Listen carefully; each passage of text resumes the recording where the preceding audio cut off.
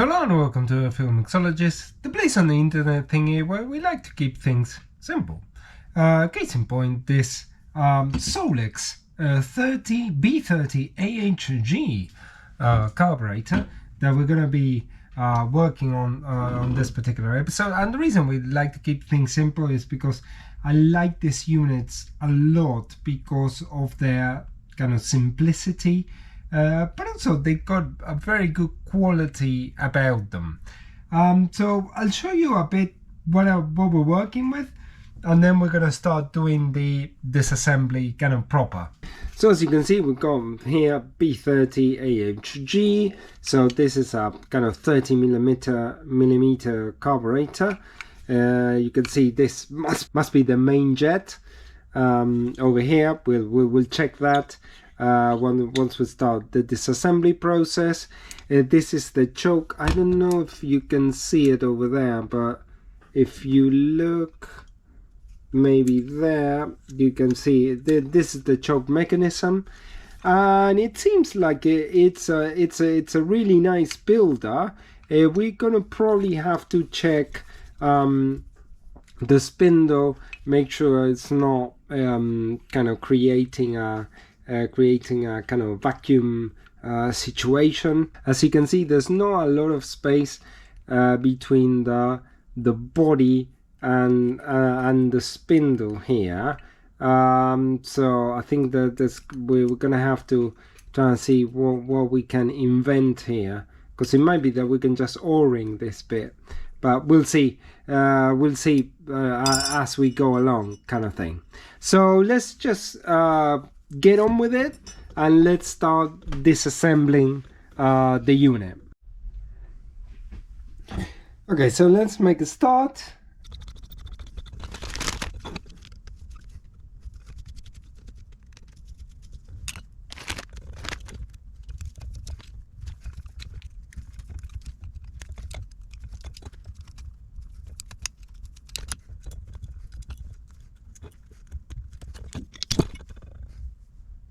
So it's important to make sure you've got all the bits that can fly out. For example, this ball.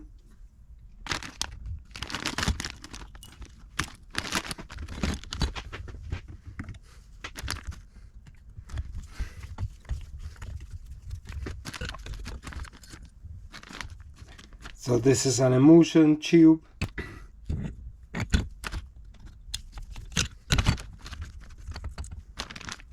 This is the idle mixture screw.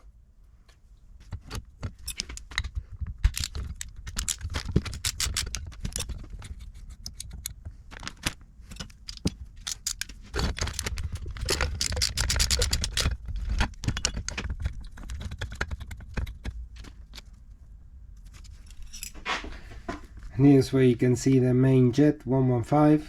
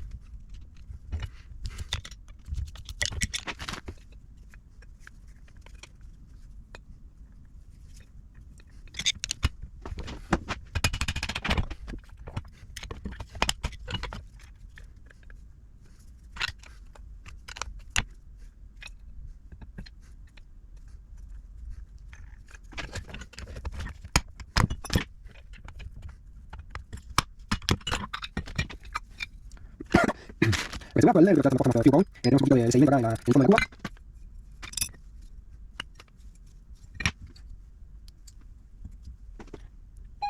I think I'm in love. It's official.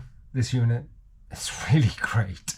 Let me show you, because it's brilliant. So I showed you already this little detail here in the fuel bowl, but apart from that, everything came off beautifully, and it's in pretty good shape. So I think the only thing this needs is a good clean on the ultrasonic, a bit of cleaning around here, and we should be good to go relatively quickly. So I'm feeling, at this stage of the game, I'm feeling very confident about getting this unit back up and running. Okay, so it's been a few weeks since the last time I was kind of working on this unit, but that doesn't mean that no progress has been made. So I'm going to show you a bit closer of what I've done, and also I'm going to show you some tips of some things that I've learned through working on this unit. So first of all, this is a good representation of my technique of always taking pictures of the items, because as you can see, you've got here, this is the choke mechanism, and basically, I don't know if you can see it, hopefully you can see it there. There is a little door that opens kind of up there, like that, and now the door closes there, so the needle doesn't go through. So obviously this is the choke mechanism, and it has like two positions, and there was like a ball with a spring that goes here, and I needed to just check the pictures when I was disassembling just to know how to put it correctly. So that's why it is important to always take pictures when you're disassembling things. And the other thing is the shaft. I mean, I did test it, and actually this shaft was in pretty good nick, so no need to kind of rebush it or anything, because in this particular case it was absolutely fine.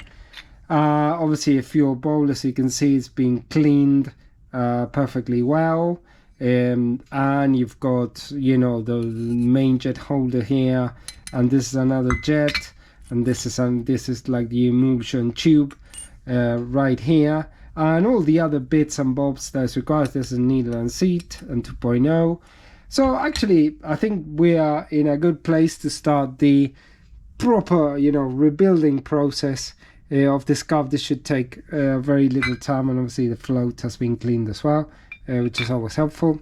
So let's just, you know, put this item together, and let's just kind of move on to another project.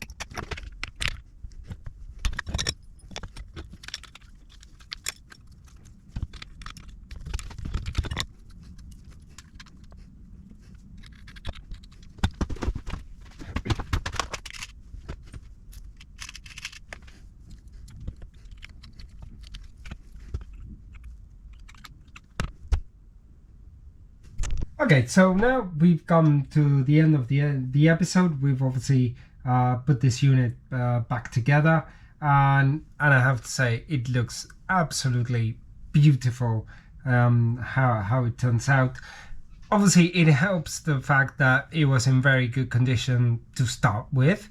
That always helps to a carb rebuild, no end. But I'll show you a little bit closer what's the kind of final stage, you know, of the unit. Okay, so as you can see, all of this is now in good condition. One thing I forgot to show in the previous segment was that this idle bypass, I have blocked it by using like a bearing ball there, just in case, because whilst this wasn't the original screw, I made it work like this by blocking it with the bearing ball. That should be perfectly adequate. But look at this. This is in perfect condition, a great carb, and actually probably sad to see it go, because it looks really nice. This is a nice, happy little unit, perfectly reconstructed. So I want to say thank you very much for watching this episode. If you've got any comments, please put it down in the comments, and if not, I'll see you next week for more carburation adventures.